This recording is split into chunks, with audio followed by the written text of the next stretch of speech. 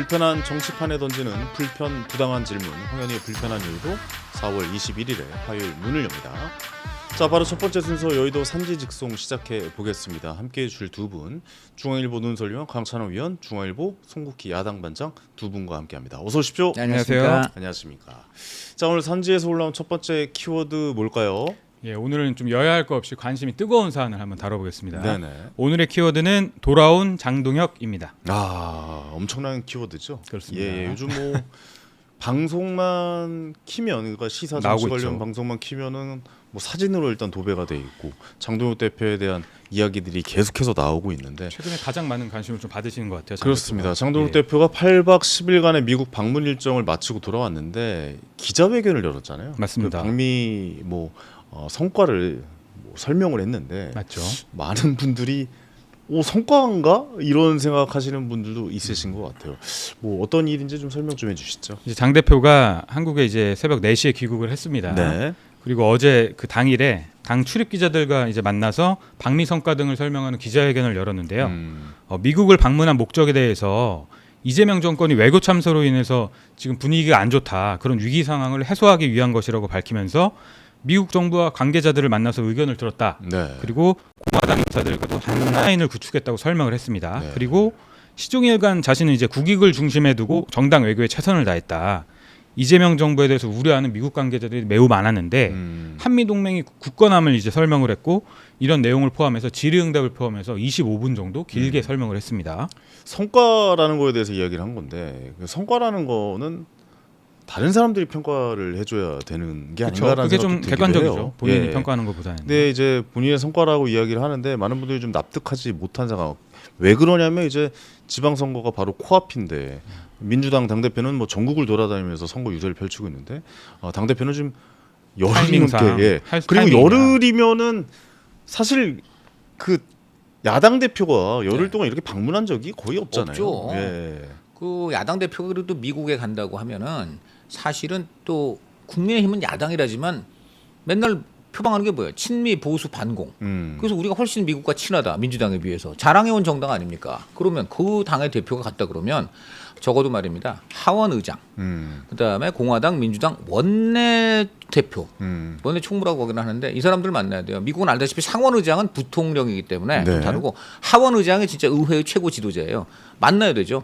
그다음에 당연히 양당. 그 미국은 원내 정당이기 때문에 원내 총무가 가장 큰 지위를 갖고 있습니다. 네네. 이런 사람 정도 만나야 돼. 과거에 새누리당 김무성 대표 미국 방문할 때 물론 그때 여당이긴 했지만 어쨌든 이 사람들과 만났습니다. 원래 그 정도는 돼야 돼요. 근데 지금 그런 사람 하나도 못 만났잖아요. 만났다고 하는 게 지금 동아태 차관 본지라는데 그 사람 뒤통수만 나왔잖아요. 나도 저렇게 뒤통수만 나오는 사진 찍은 것도 처음 봤어. 그러니까 지금 과연 우리나라 야당, 그것도 가장 그 한미 동맹을 지지하고 그 친미 보수라는 이 국민의힘 대표가 이렇게 미국 가서 만나는 미국증 리스트가 초라할 수가 있는가? 정말 너무나 제가 볼 때는 이해가 안 되는 방미 일정이었다 말씀드립니다. 이렇게 네. 비판적인 목소리들이 꽤 많이 나오는 것 같아요. 네. 어떻습니까? 근데 아무래도 강찬호 의원도 이제 비판을 많이 하셨는데 이번 방미는 사실 기자단이나 제가 보기에는 방미 자체가 문제였던 건 아닙니다. 왜냐하면 방미를 해서 성과를 낼 수 있지 않습니까? 그거보다는 누굴 만나느냐, 그리고 그러니까. 무슨 얘기를 끌어내느냐가 이제 최대 관건이었고, 사실 가기 전에 맞죠. 사진 한 장이 네. 되게 어떤 사진이 나올지 많은 분들이 기대를 했단 말이에요. 그렇죠. 근데 정작 나온 사진은 김민수 최고랑 워싱턴 DC에서 그 뒷배경 백악관을 배경으로 찍었던 약간 포즈를 취하는 사진이었는데 의사당 아닌가? 사진이었잖아요. 의사당이었던 거. 그때 의사당이죠. DC. 의사당. 국회 의사당의 말입니다. 예, 예. 김민수 이분이 손가락 2개 펼쳤잖아요. 지금 이런 얘기가 돌고 있어요. 그래서 지금 워싱턴 가가지고 어디다가 꽂아주는 거 논의했나? 이분 지금 딱 기호 2번 국회도 국회 의사당. 이거 뭐예요 이거 지금? 아니 그거 어차피 뭐 최고위원이니까 그렇게까지 얘기하는 저는 건좀 예. 아니, 제가 말씀드리고 네. 도대체 거기서 나오는 사진은 미국 정기 요인들하고 이렇게 딱 정말 악수하는 사진 그런 게 나와요. 그 사진을 원했죠. 그런 건 없고 예. 지금 그렇게 나오니까 이런 비아냥이 나온다. 일단 물론 뭐 김민수 최고위원 찍은 사진은 또 나름의 설명이 있기 때문에 그 뒤에서 한 번 더 다루기로 하고, 네네. 아무튼 이번 이제 방미는 한마디로 성적표가 좀 바로 나올 수 있는 사안이었기 그럼요. 때문에 네. 사람들이 주시를 했습니다. 물론 이제 방미를 한다니까 조금 이제 장 대표를 고깝게 보는 쪽에서는 뭐 비아냥도 했지만 그래도 가서 누구를 만나서 뭐 벤스 부통령을 만나서 좀 얘기라도 들으면 성과가 있다 지켜보자 이런 거였는데, 아무래도 이제 장 대표가 만난 인물을 보면 뭐 미국 하원 의원이라든지 싱크탱크 관계자라든지 뭐 이렇게 만났다고 하는데 물론 이분들이 넓게 보면 한미 관계에서 중요하지 않은 분들은 아니죠. 미국 뭐 주요 관계자니까요. 네. 근데 예를 들어서 임팩트가 좀 적었던 건 분명해 보이는 게 사실 이런 방미가 성과를 얻으려면 기자들 사이에서 적어도 출입 기자들 사이에서 와 이런 사람을 만났어? 와 이거 이런 멘트를 어떻게 끌어냈지? 이런 것들이 좀 있어야 되는데 그 예를 들어서 이회창 전 그러니까 야당 대표일 때 네. 딕첸이라든가 아, 뭐 이런 사람 그렇죠. 만났잖아요. 그렇죠, 박근혜 전 야당 대표 때도 네네. 그랬고. 근데 그런 정도가 안 나왔으니까 이제 얘기가 그렇죠. 나오는 거죠, 사실. 그런 얘기를 하고 예를 들어서 뭐 예를 들어 무슨 이제 누굴 만나는데 뭐 예를 들어 러시아를 갔다 왔는데 푸틴 네. 대통령 입에서 뭐 평화 얘기가 나왔다 이러면 사람들이 관심을 갖지 않습니까? 그렇죠. 예. 그런 것들을 좀 원했던 건데 뭐 했다 그리고 뭐 한미 관계에 대해서 걱정하는 목소리가 컸다 그리고 제가 뭐 무기자 제안을 걱정했다 이런 장 대표가 얘기를 했는데 이거는 사실 국민이 체감하기는 좀 어려운 그런 임팩트임은 분명히 보였죠. 경청했다는 뭐예요? 그러니까 얘 잘 들었습니다. 뭐 이건 거예요? 아니죠. 무비자 제안을 했는데 미국에서 잘 이제 경청을 했고 네. 좀 협조를 잘 하기로 향후 했다는 건데 뭐 근데 이거는 물론 이제 야당 대표가 뭐 뭘 성과를 끌어내기는 어려운 주제는 맞는데 뭐 네. 자기가 호소를 했다 이렇게 좀 강조를 했다고 보면 될 것 같아요. 네네네. 네.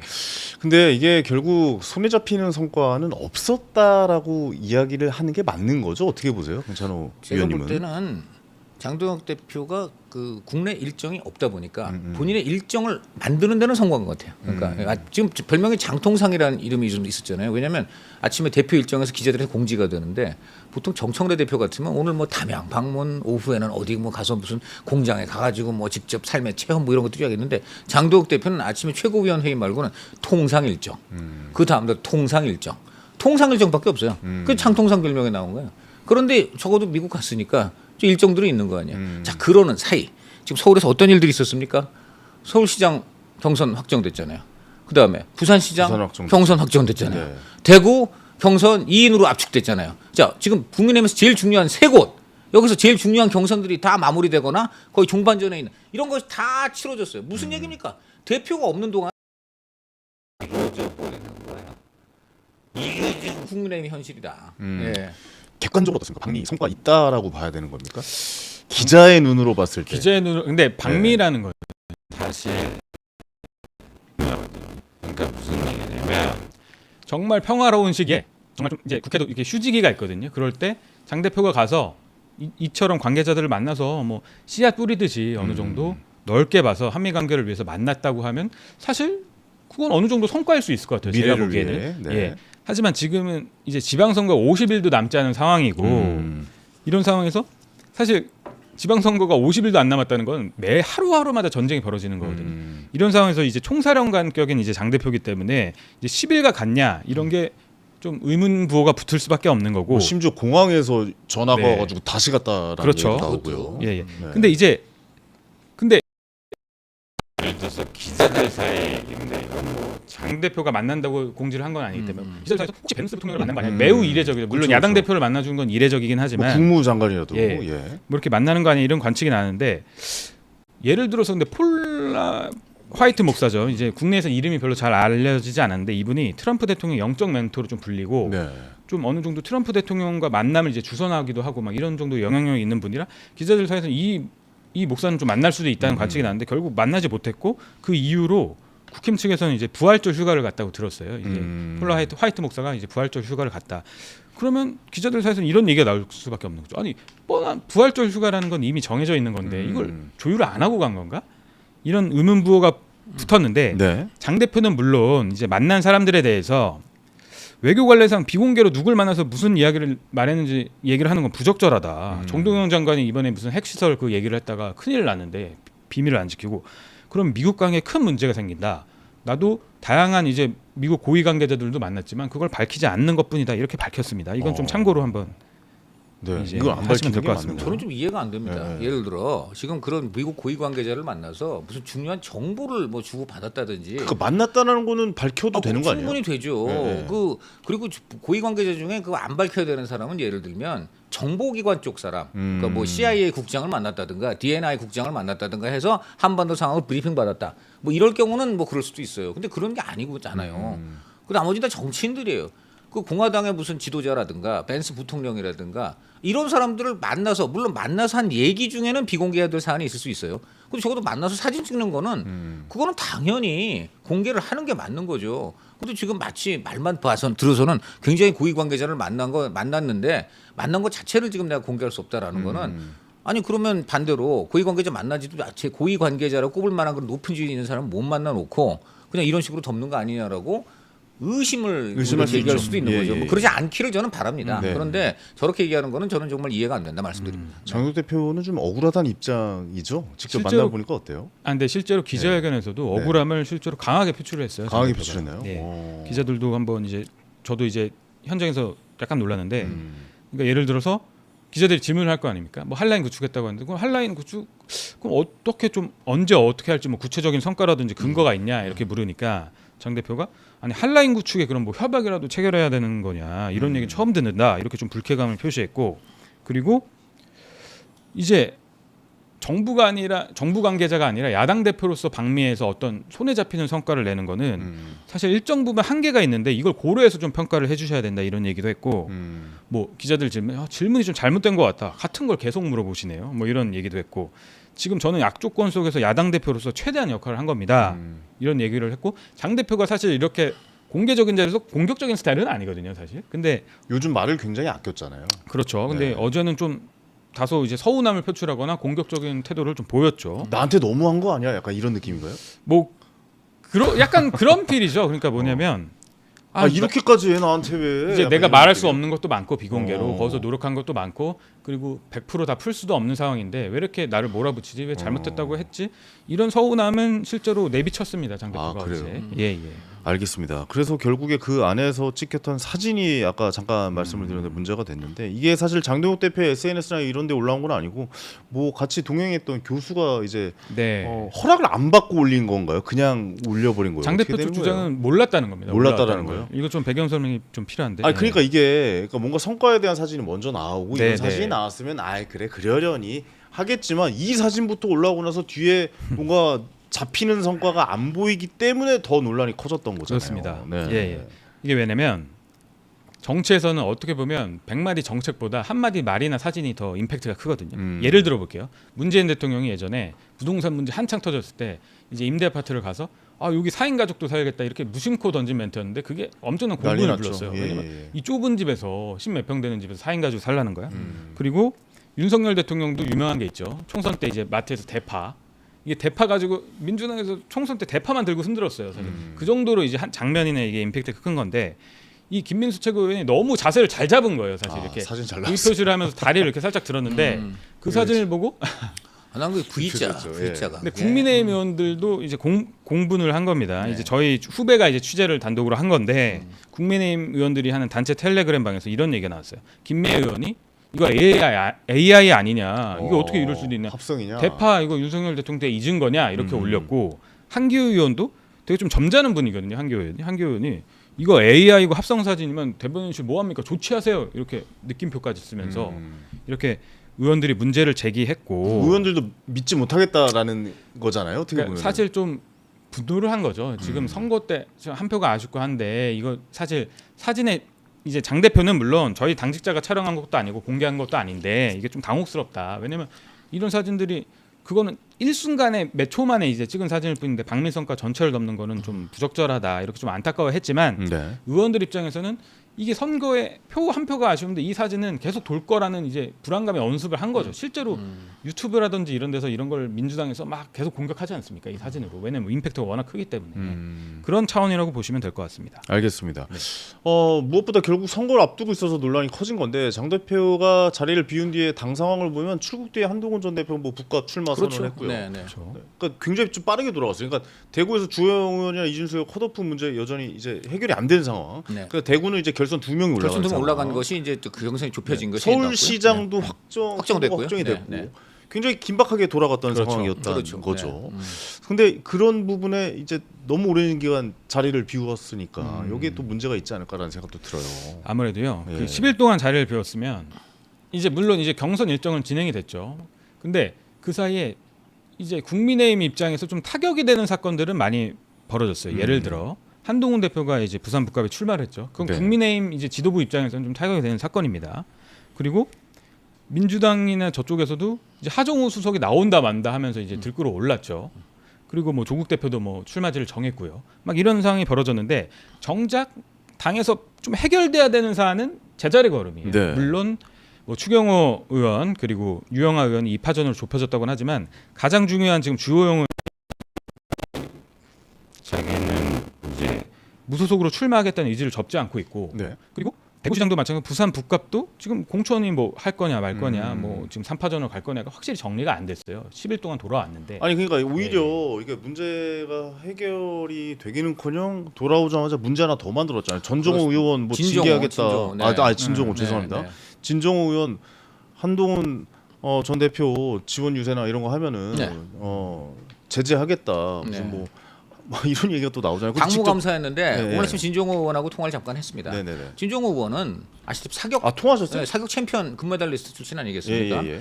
그래서 이분이 그 문화체육 쪽에 이제 상임위 쪽에 있고 그렇죠. 그래서 본인이 문화체육 관련해서 부산의 현황 또 지원 필요성 이런 것들을 듣기 위해서 갔다 이런 게 있고요. 물론 친한파니까 당연히 한동훈 출마하고도 관련이 없다고 할 수는 없겠죠. 그러나 어쨌든 의원이 본인의 그 소관 상임위 활동을 하기 위해서 그 지역을 방문하는 걸 가지고 이것을 지금 저 무슨 해당 행위라는 당무감사하겠다는 것 자체가 이게 조선노동당이나 나치당이나 할 짓을 하고 있는 것이고요. 그다음 그 진종호 의원은 좀 어이가 없다는 반응입니다. 그래서 의원 본연의 임무를 하기 위해서 이제 간 것을 그거를 탓해서 만약에 당무감사를 하고 징계를 하겠다면 차라리 저를 제명하시라 지금 그랬어요. 이거 굉장히 중요한 발언입니다. 제명인데 네. 워낙 저 장동 대표가 제명 좋아하잖아요. 이재명 대통령도 아니고 이렇게 제명을 좋아하는 당 대표가 또 있었느냐 이러는데 이분이 왜 진종호 이분이 제명 얘기를 했느냐? 이분 비례대표잖아요. 제명하면 제명되면 그냥 한석 없어져요. 예. 국민의힘 한석 없어진다고요. 그러니까 네. 당만 없어지고 국회의원직은 유지잖아요. 제명되면. 아니요 본인도 날라가는데 국회의원직은 유지 아니에요? 제명 당하면은 본인도 날라가지. 본인 그렇잖아요. 그래요? 이제 한석을 이제 네. 해야 되지. 그 한석을 비례대표기 잃어버리는데 때문에요. 예. 한석을 보충을 못 합니다. 제명을 하면은. 그러니까, 그러니까 저 국민의힘 입장에서는 한석을 잃는 거나 다름없는 아, 그래요? 지금 그래요. 한석을 잃는 거죠. 네, 한석 잃는 거예요. 지금 108석 이 조그만 당에 더 잃어버리는 겁니다. 네. 이제 진종호 부분은 이제 당 관계자도 제가 어제 좀 얘기를 들어서 물론 이건 균형 차원에서 좀 전달을 드릴게요. 그러니까 당 지도부 얘기는 이제 한동훈 대표를 심정적으로 지지하거나 지금까지 한동훈 대표가 출마 전에 지역 일정을 가서 했을 때 동행하는 것 정도는 눈을 감아줬다. 그 정도까지 뭐 당에서 하면 너무 이제 문제가 커지기 때문에. 하지만 한동훈 대표는 지금 국민의힘 후보 박민식 후보가 있는데 출마를 선언했다. 이렇게 돼서 3파전이 됐고 제1야당이고 공당이고 이제 당원들로 우리가 구성되는 당인데 그러면 의원이 우리 후보가 아니라 한동훈 대표를 지원해서 그쪽으로 내려가는 건 명백한 해당이기 때문에 이거를 문제 없이 넘어갈 수는 없다. 이렇게 밝혔고 이건 좀 참고를 해주시면 될 것 같습니다. 네. 더 시끄러워지겠네요. 그렇죠. 그리고 이 사실 그 어저께는 방미 성과를 얘기를 하고 지금 무엇보다 그리고 이제 공천 문제는 곳에 대한 대표로서의 어떤 전략과 입장 이게 좀 나와야 되는데 네. 이걸 순식간에 진정호 당무감사가 덮어버렸어요. 이러니까 지금 친하게 위해서는 또 뭐가 나왔습니까? 저렇게 성과 없는 방미를 열흘이나 한 것은 이것이야말로 당에 부담을 준 것이기 때문에 이걸 당무감사해야 된다 또 나왔잖아요. 이것도 볼성사납죠. 대표의 방미를 이제 당무감사를 하자고 이제 나온 거기 때문에 뭐 이것 자체가 좋은 모양이 아닙니다. 당 앞두고 되게 그러면 혼란스러운 건 정말 좋지 않죠. 그러니까 지금 그 뭐 개별 의원의 지역 활동 그리고 또 대표의 방미 이런 걸 갖고 서로 당무감사하자고 나를 세우는 이 당 이런 당한테 어떻게 국민이 표를 줄 수 있겠느냐 이제 이런 쪽으로 가는 것이죠. 네.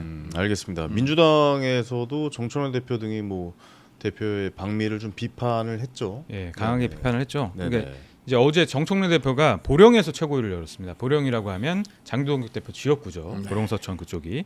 근데 장 대표 방미를 외교 참사라고 표현을 하면서 2014년에 자신이 의원 자격으로 미국에 간 이제 일화를 얘기하면서 자기는 뭐 1시간 간격으로 미국 하원 의원을 5명이나 만났다. 이러면서 공격을 했습니다. 이건 뭐 돌려 말하면 장 대표가 뭐 평연이었던 자신만도 못했다고 공격을 하는 거죠. 그리고 아까 말드렸던 이제 장 대표의 인증샷 그런 거라든가 이제 그런 사진들 같은 거를 유튜브나 SNS에서 재가공해서 엄청나게 공격을 하고 있어요. 물론 그거에 대해서 장 대표는 이제 미국에서 자신이 뭐 하원 의원 5명 만났다, 누굴 만났다 이렇게 막 이게 정청래 대표 등이 얘기를 하는데 이거는 외교 관례상 저렇게 얘기하는 것 자체가 미국 관계에 안 좋은 거다. 자신은 오히려 미국 관계자들 만났는데 되게 말을 하고 싶고 뭐 민주당을 공격할 수 있는 멘트들도 공개를 안 하고 있는데 저렇게 얘기하는 건 오히려 더 문제다. 한미 관계를 훼손하는 거다.